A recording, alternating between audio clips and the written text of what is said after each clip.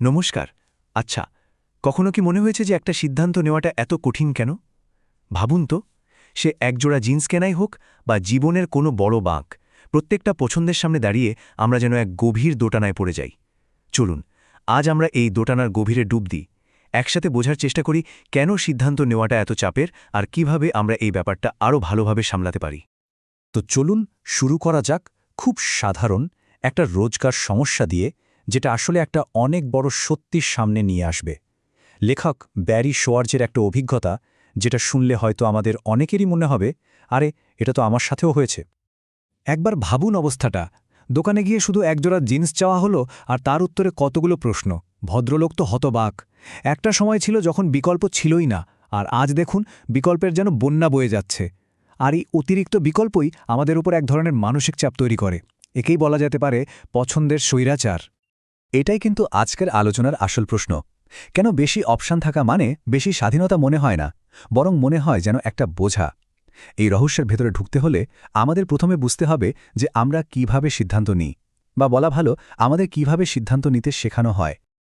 আমাদের এই যে এত হতাশা, এত চাপ, এটাকে বুঝতে হলে প্রথমে দেখতে হবে সিদ্ধান্ত নেওয়ার সেই আদর্শ পদ্ধতিটা কি, যেটা আমাদের শেখানো হয়।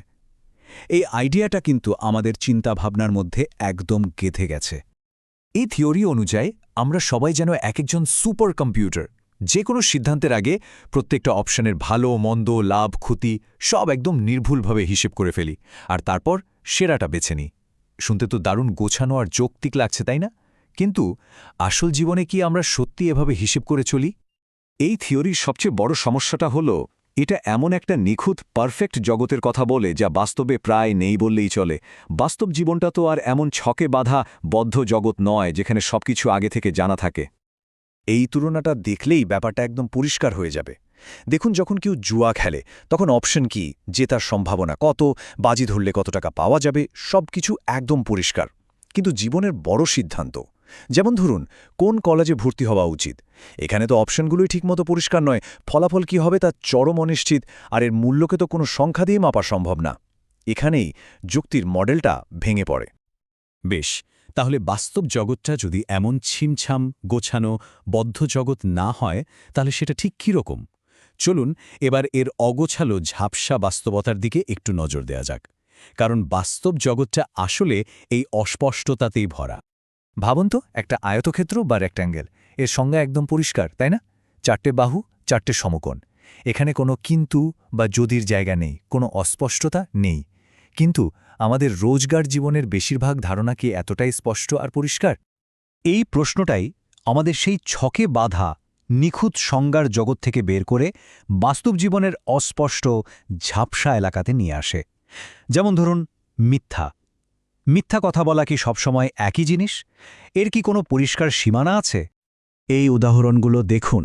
এগুলো দেখাচ্ছে যে মিথ্যা আসলে একটা স্বাভাবিক বিভাগ, যার সীমানাগুলো খুব অস্পষ্ট। এটা শুধু হ্যাঁ বা না-এর মতো সহজ ব্যাপার নয়, এর কত রকম ফের আছে, আর প্রত্যেকটা নৈতিক ওজনও কিন্তু আলাদা। আমাদের জীবনের বেশিরভাগ বড় সিদ্ধান্তগুলো শুধু ঝুঁকিপূর্ণ নয়, বরং এই চরম অনিশ্চয়তার মধ্যে নিতে হয়। যেমন কোন কেরিয়ারটা বেছে নেওয়া ঠিক হবে, এখানে ভবিষ্যতে কি হবে তার সম্ভাবনা কত, এসব হিসেব করার কোনো উপায়ই থাকে না। আসলে বাস্তব জীবনের অনেক গুরুত্বপূর্ণ জিনিসের মূল্য কোনো সংখ্যা দিয়ে মাপার চেষ্টা করাটাই অর্থহীন। জীবনের অভিজ্ঞতা, মানুষের সাথে সম্পর্ক বা কোনো প্রিয়জনকে হারানোর কষ্ট, এই বিষয়গুলোকে কিভাবে সংখ্যায় বাঁধা যায় বলুন তো? এই উদাহরণটা ব্যাপারটা একদম চোখে আঙুল দিয়ে দেখিয়ে দেয়। মানুষের কিছু অভিজ্ঞতা বা ক্ষতির মূল্য কোনোভাবেই টাকা পয়সায় মাপা যায় না। এটাই কঠিন বাস্তব। বেশ, তাহলে আমরা যদি যুক্তিবাদী সুপার কম্পিউটার না হই, আর এই জগৎটাও যদি হিসেবের বাইরে হয়, তাহলে আমরা ঠিক কি? এখানে কিন্তু ব্যাপারটা আরও আকর্ষণীয় হয়ে উঠছে। আমাদের মন এই অস্পষ্ট অনিশ্চিত জগতের সাথে কিভাবে মানিয়ে নেয়? আমাদের মন অসংখ্য শর্টকাট ব্যবহার করে, চারপাশের পরিস্থিতি দেখে প্রভাবিত হয়। আমরা যেগুলোকে বায়াস বা পক্ষপাত বলি, সেগুলো আসলে মস্তিষ্কের কোনো ভুল নয়, বরং এই অগোছালো পৃথিবীতে দ্রুত সিদ্ধান্ত নেওয়ার জন্য এগুলো আমাদের মনের তৈরি করা কিছু কৌশল। একটা ক্লাসিক উদাহরণ দেখা যাক। এটাকে বলে ফ্রেমিং এফেক্ট। ভাবা যায়, একটা গাড়ি দুর্ঘটনার ভিডিও দেখিয়ে লোকজনকে প্রশ্ন করার সময় শুধু একটা শব্দ বদলে দেওয়া হলো। যেখানে কন্ট্যাক্টেড বা স্পর্শ করা শব্দটি ব্যবহার করা হয়েছে সেখানে গাড়ির গতি কম মনে হয়েছে, আর যেখানে স্ম্যাশড বা ধাক্কা মারা বলা হয়েছে সেখানে গতি অনেক বেশি মনে হয়েছে। শুধু একটা শব্দ মানুষের স্মৃতিকেই বদলে দিল। এটা হলো অ্যাঙ্কারিং বায়াসের একটা দারুণ উদাহরণ। কি হলো এখানে? ওই যে দামি মডেলটা, ওটা একটা অ্যাঙ্কার বা নোংরার মতো কাজ করল। ওর পাশে কম দামি মডেলটাকে দেখে সবার মনে হলো, বাহ, এটা তো দারুণ একটা ডিল, যদিও আগের মডেলটার কোনো কিছুই বদলায়নি। এই বিখ্যাত পরীক্ষাটা আমাদের স্মৃতি নিয়ে একটা অদ্ভুত সত্যি সামনে আনে।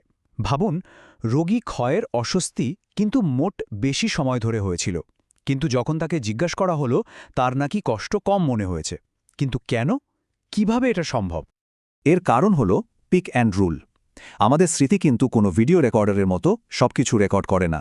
এটা বরং একটা হাইলাইটস রিলের মতো। আমাদের মস্তিষ্ক পুরো অভিজ্ঞতার সময়টাকে ভুলে গিয়ে শুধু দুটো জিনিস মনে রাখে, সবচেয়ে তীব্র মুহূর্তটা আর একদম শেষের মুহূর্তটা। তাহলে আমরা কোথায় এসে দাঁড়ালাম? একদিকে যুক্তির মডেলটাও পুরোপুরি ঠিক নয়, আবার অন্যদিকে আমাদের মনও নানান রকম শর্টকাট আর পক্ষপাতে ভরা। এই পরিস্থিতিতে আমরা ভালোভাবে সিদ্ধান্ত নেব কি করে? উত্তরটা হয়তো আমাদের চিন্তাভাবনার পদ্ধতিটা বদলানোর মধ্যেই লুকিয়ে আছে। হয়তো আসল লক্ষ্যটা একজন নিখুঁত হিসেবি সুপার কম্পিউটার হওয়া নয়। লক্ষ্যটা হলো জ্ঞান, বিবেচনা আর মোটামুটি ভালো বা যথেষ্ট ভালো এই ধারণাটাকে গ্রহণ করা। জীবনের প্রত্যেকটা সিদ্ধান্তকে নিখুঁত করার চেষ্টা না করে বিচক্ষণতার সাথে এগিয়ে চলাই হয়তো আসল কথা। আর এখানেই হয়তো আসল উপলব্ধিটা লুকিয়ে আছে। জীবন মানে শুধু প্রত্যেকটা মুহূর্তে আনন্দকে সর্বোচ্চ করার দৌড় নয়, জীবনটা একটা অর্থপূর্ণ গল্প হয়ে উঠতে পারে। আমরা সেই গল্পের চরিত্র, যারা সার্থক কিছু একটা করার চেষ্টা করছি। এমন একটা গল্প যেখানে সংগ্রাম থাকবে, ভুল থাকবে, শেখা থাকবে, আর এই সব কিছু নিয়েই গল্পটা সুন্দর হয়ে উঠবে। এই প্রশ্নটা নিয়েই ভাবা যাক। সিদ্ধান্ত নেওয়ার প্রক্রিয়াটা শুধু সেরা বিকল্পটা খুঁজে বের করার খেলা নয়, বরং এমন সব পছন্দ করা যা আমাদের নিজেদের লেখা জীবনের গল্পটাকে আরও অর্থবহ, আরও সুন্দর করে তোলে। এমন একটা গল্প যা নিয়ে আমরা গর্ব করতে পারি।